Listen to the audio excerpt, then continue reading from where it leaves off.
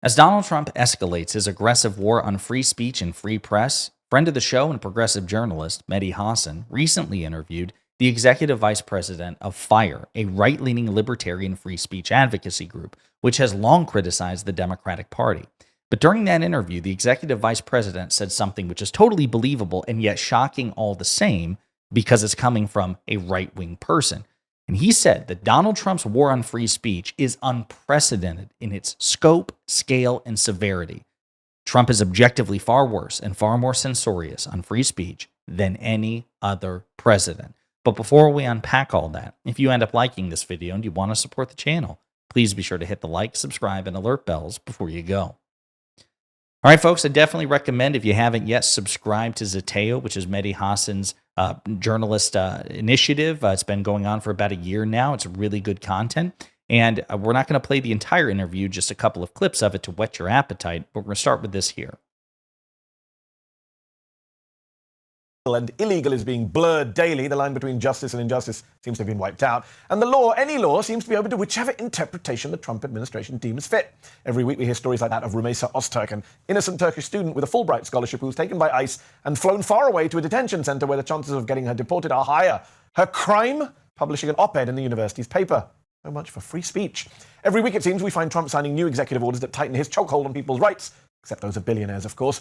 One organization that proudly pushed back against what they described in the past as left-wing efforts to restrict speech, and at the time were praised by conservatives, and is now pushing back against Trump and MAGA, is FIRE, the Foundation for Individual Rights in Education, whose mission centers around defending and promoting free speech. And its executive vice president, Nico Perino, joins me now. Nico, thanks so much for coming on the show. Glad to be here, Maddie. So, your organization does a lot of free speech work, obviously, the clues in the name. Have you ever been this busy? Have you ever faced challenges, the kind of which we're seeing right now, to the First Amendment? Yeah, I was talking with our legal director last week, and he said in his career, he's never seen this scope, this scale, and this severity of what we've seen in, what is it, less than 3 months at this point? I mean, I could go down the list. We're deporting visa holders, lawful permanent residents, who are doing nothing more than speaking their minds. We are going after colleges and universities, revoking their federal funding, conditioning future federal funding on implementing speech codes, violating academic freedom, reforming student disciplinary processes, going after disfavored law firms that represent clients that the administration doesn't like. The Associated Press apparently can't adopt its own editorial standards lest it get booted out of the White House press pool. We have a U.S. attorney here in the District of Columbia that thinks he is Trump's personal attorney,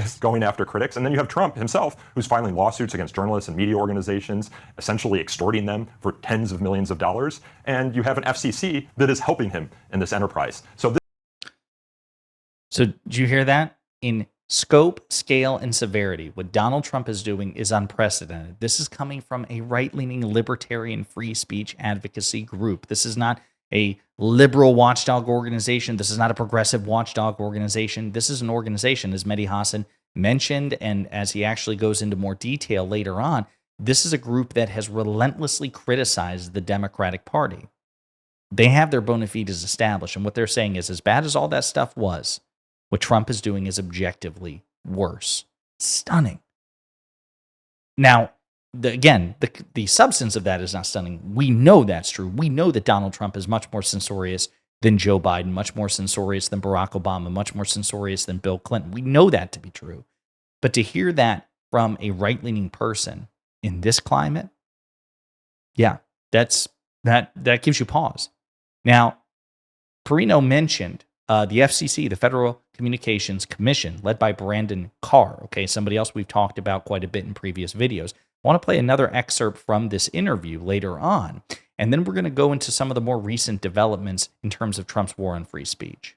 yes, we do. I am worried not only that they will roll over, but they already have. And behavior that gets rewarded gets repeated. Yep. And so when you have Trump filing baseless lawsuits, not just against traditional media organizations, but also the Metas and the X's of the world, and then he comes into office and they immediately settle for tens of millions of dollars, this is just protection money. Yep. This is just protection money that they're paying. And you're going to see more organizations start to cave, particularly where they want to have a merger or an acquisition, in the case of CBS, for example, and you have the FCC that needs to grant them permission. Which is led by Trump and Brendan Carr. Led by Brendan Carr, who, you talk about free speech hypocrisy, for the last decade has been talking about how we need to rein in the FCC, how he's the First Amendment champion on that board. He was just at a meeting last week with the DOJ, the Federal Trade Commission. What did he wear on his lapel? It wasn't an American flag pin, as politicians often wear. It was a gold Trump lapel emblem of his face. Now, I don't. That's about as Soviet, that's about as Maoist as it gets. It's become a cult of personality in a certain respect. And you. Yeah. That's absolutely terrifying. Again, that's Brendan Carr, the chairman of the Federal Communications Commission. I mean, it's really, really shocking stuff. Yeah. And this is the person responsible for enforcing those sorts of media laws. Now, a couple of things to give you some updates, right? Some concrete examples. So you may remember that a Trump appointed judge, Judge McFadden, ordered that the White House restore the Associated Press's full access to the White House after they selectively targeted the Associated Press due to viewpoint discrimination because the Associated Press wouldn't use Trump's preferred title for the Gulf of Mexico, the Gulf of America. Viewpoint discrimination. Even this Trump appointee recognizes it as such. Well, the White House just simply said no. They continued to block Associated Press access to the White House. And we recently found out that the judge declined to further enforce it. You need to let them back in. Trump essentially gives them the finger, and the Associated Press is still effectively barred from the White House. It's a war on free speech. What about Trump himself? Again, this is from about a week ago. Trump demands the FCC punish CBS fake news for out of control 60 Minutes. They should pay a big price.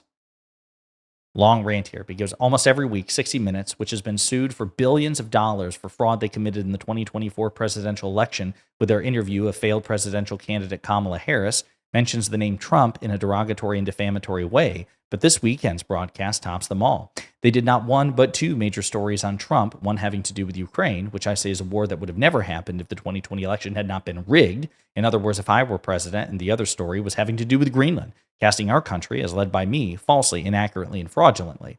I'm so honored to be suing 60 Minutes, CBS Fake News, and Paramount over their fraudulent, beyond recognition reporting.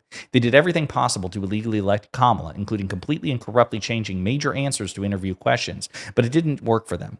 They are not a news show, but a dishonest political operative simply disguised as news, and they must be held responsible for what they've done and are doing. They should lose their license. Hopefully, the Federal Communications Commission, FCC, is headed by its highly respected chairman, Brendan Carr, will impose the maximum fines and punishment, which is substantial, for their unlawful and illegal behavior. CBS is out of control at levels we've never seen before, and they should pay a big price for this. Make America great again.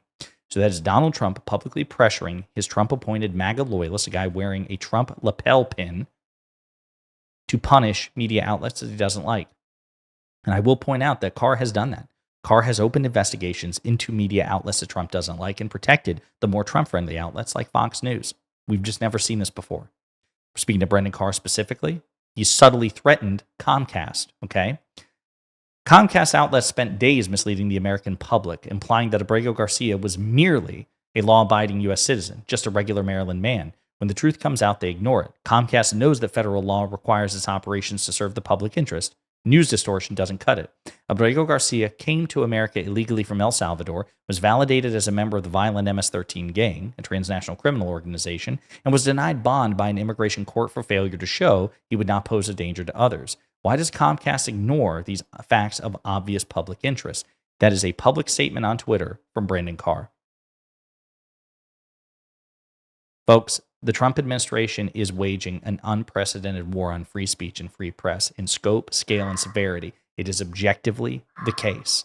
And so with that in mind, we need to be clear-eyed about this, that even right-leaning libertarian free speech organizations are calling this out. This is not just liberals and progressives on YouTube calling this out. This is a matter of fact if you evaluate the evidence.